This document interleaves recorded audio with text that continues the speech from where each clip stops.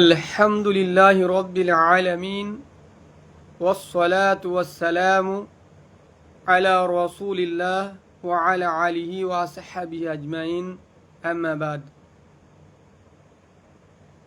সম্মানিত মুসলিম ভাতৃবৃন্দ, আসসালামু আলাইকুম ওয়া রাহমাতুল্লাহি ওয়া বারাকাতুহু।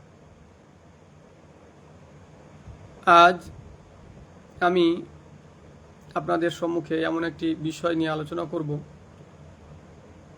যার গুরুত্ব অনেক মুসলিম উপলব্ধি করেন না। আমরা জানি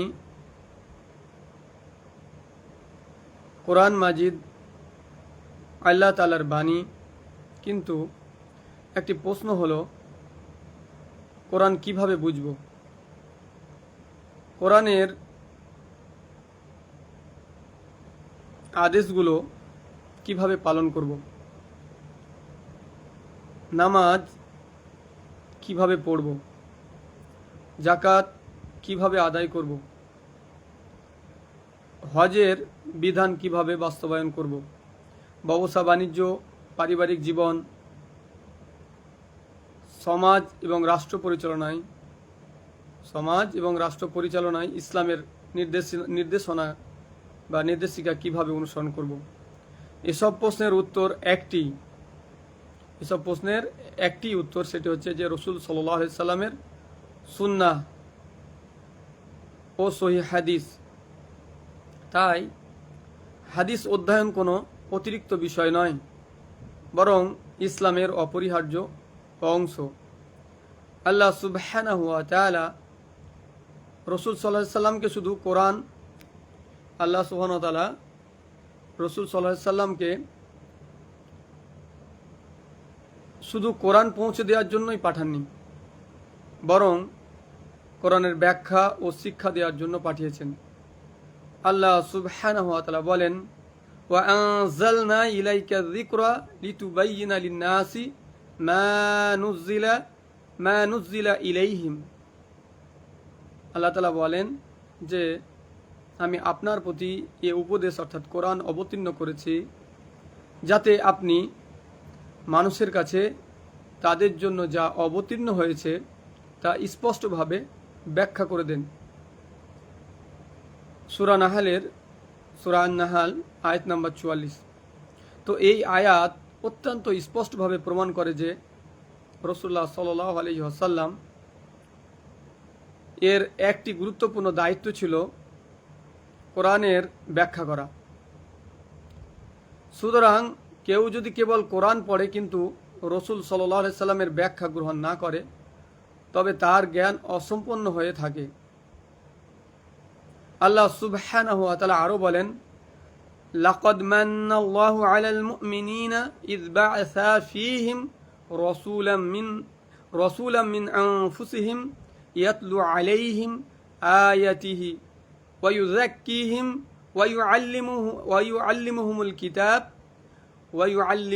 কিতাবা ওয়াল হিকমাহ। আল্লাহ তাআলা বলেন যে নিশ্চয় আল্লাহ মুমিনদের প্রতি বিরাট অনুগ্রহ করেছেন যখন তিনি তাদের মধ্য থেকেই একজন রাসূল পাঠিয়েছেন, যিনি তাদের কাছে তার আয়াতসমূহ তেলাওয়াত করবেন, তাদেরকে পরিশুদ্ধ করবেন এবং তাদেরকে কিতাব ও হিকমা শিক্ষা দেন। সূরা আল ইমরান আয়াত নাম্বার 164। তো এখানে লক্ষ্য করুন, আল্লাহ সুবহানাহু ওয়া তাআলা বলেননি যে রাসূল সাল্লাল্লাহু আলাইহি ওয়াসাল্লাম শুধু কোরআন তেলাওয়াত করেছেন, বরং বলেছেন তিনি কিতাব শিক্ষা দিয়েছেন এবং হিকমা শিক্ষা দিয়েছেন। হিকমা কি? হিকমা হলো সঠিক জ্ঞান, সঠিক পদ্ধতি এবং আল্লাহর বিধান যথাযথভাবে বাস্তবায়নের শিক্ষা। অর্থাৎ কোরআনে আল্লাহ আদেশ দিয়েছেন আর রাসূল সাল্লাল্লাহু আলাইহি সাল্লাম শিখিয়েছেন সেই আদেশ কিভাবে পালন করতে হবে। তাই হাদিস ছাড়া ইসলামকে বাস্তব জীবনে পূর্ণাঙ্গভাবে অনুসরণ করা কখনোই সম্ভব নয়। প্রিয় মুসলিম ভাতৃবৃন্দ, আমাদের ঈমানের ভিত্তি দুটি সাক্ষীর উপর প্রতিষ্ঠিত, আর তা হলো যে লা ইলাহা ইল্লাল্লাহ আর অপরটি হচ্ছে যে মুহাম্মাদুর রাসূলুল্লাহ, মুহাম্মাদুর রাসূলুল্লাহ। অর্থাৎ প্রথম অংশ হচ্ছে কি যে আমাদেরকে, প্রথম অংশ যেটা আমরা দেখছি যে আমাদেরকে আল্লাহর প্রতি ঈমান শেখায় প্রথম অংশ, আর দ্বিতীয় অংশ আমাদেরকে রসুল সাল্লাল্লাহু আলাইহি সাল্লামের অনুসরণ শেখায়। আল্লাহর বাণী আমরা কোরআনে পাই, কিন্তু রসুল সাল্লাল্লাহু আলাইহি সাল্লাম এর বাণী কোথায় পাবো? আমরা জানি যে সহিহ হাদিসে। সুতরাং কোরআন অধ্যয়ন যেমন ঈমানের দাবি, তেমনি হাদিস অধ্যয়নও ঈমানের দাবি।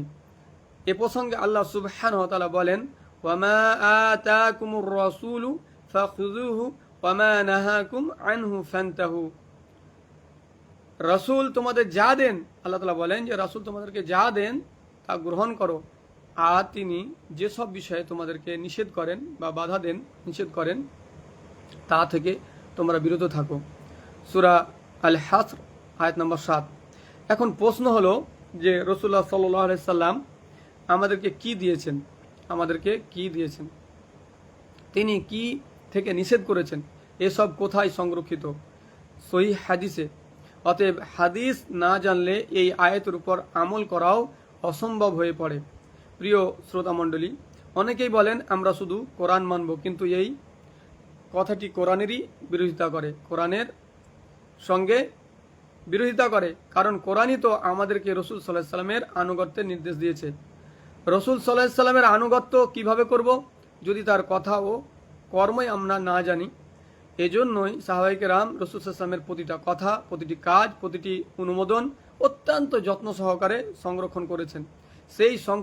সেই সংরক্ষিত সম্পদই আজ আপনারা শুনতে পাচ্ছেন কি জানি না, নেটওয়ার্ক চলছে তো, সেই সংরক্ষিত সম্পদ আমাদের হাতে, আজ আমাদের হাতে সহিহ হাদিস হিসাবে, হাদিস নামে বিদ্যমান। তাই হাদিস অধ্যয়ন কোনো ঐচ্ছিক বিষয় নয় যে আমরা শুধু কোরআন পড়বো, হাদিস তো মৌলবীদের ব্যাপার, এদের ব্যাপার।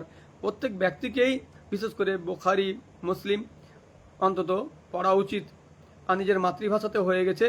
এগুলোকে যখন আপনি জানবেন তখন ইসলামের অনেক বিধিবিধান জানবেন। হ্যাঁ, বিষয়টা কিন্তু আমরা গুরুত্ব দেই না। আমরা শুধু কোরআন কোনো রকমের পড়াটা শিখি, যদিও এই ভালোভাবে শুদ্ধ পড়া বা এই করা, এগুলো অনেক ব্যাপার আছে। তারপরে আবার তার মানে মতলব বোঝার ব্যাপারেও যদি ভার্সেন্টি করা তো কঠিন ব্যাপার। তবে হাদিসের ব্যাপারে মানুষের চর্চাই নেই, খুব কম। তো আমাদের কোরআন যেভাবে গুরুত্ব দিতে হবে, হাদিসকেও সেভাবে গুরুত্ব দিতে হবে, আমি এটাই বোঝাতে চাইছি। আর ইনশাল্লাহ ধারাবাহিক ভেবেছিলাম যে বুখারী নিয়ে সাধারণ মানুষের জন্য, বিশেষ করে যারা সময় দিতে পারেন না বা করতে পারেন না, বা যারা সাধারণ ছেলে যারা দিনের কাজ করছেন, তো এদের জন্য উপকারী হবে বলেই আমি ভেবেছিলাম যে ধারাবাহিক আলোচনা করব। কিন্তু মা মারা গেলেন, তারপর বিভিন্ন সমস্যার জন্য পাচ্ছিলাম, তো আবার ভাবছি শুরু করবো ইনশাআল্লাহ। তো এই জন্যই প্রথমত আমি হাদিসের এই গুরুত্ব বিষয়ে একটু আলোচনা করতে গিয়ে এগুলো নিলাম। মুনকারিনে হাদিস যারা আছে তাদের প্রসঙ্গ কিছুই আলোচনা, তবে এটা আজকে প্রথম থেকে আবার শুরু করছি। তো ইনশাআল্লাহ ধারাবাহিক যদি আল্লাহ চান তো ইনশাআল্লাহ আমি চালিয়ে যাব। এখানে শেষ করতে যেটা বলছিলাম যে এটি কোনো ঐচ্ছিক বিষয় নয়, বরং প্রতিটি মুসলিমের জন্য অত্যন্ত গুরুত্বপূর্ণ। এটা একটি ইলিম, এটা একটি জ্ঞান।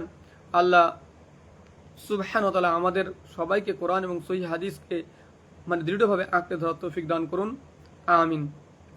ওয়া সাল্লাল্লাহু আলা নবিয়িনা মুহাম্মদ ওয়া আলা আলিহি ওয়া আসহাবিহি আজমাইন ওয়া আখিরু দাওয়ানা আনিল হামদুলিল্লাহি রাব্বিল আলামিন। আসসালামু আলাইকুম ওয়া রাহমাতুল্লাহি ওয়া বারাকাতুহু।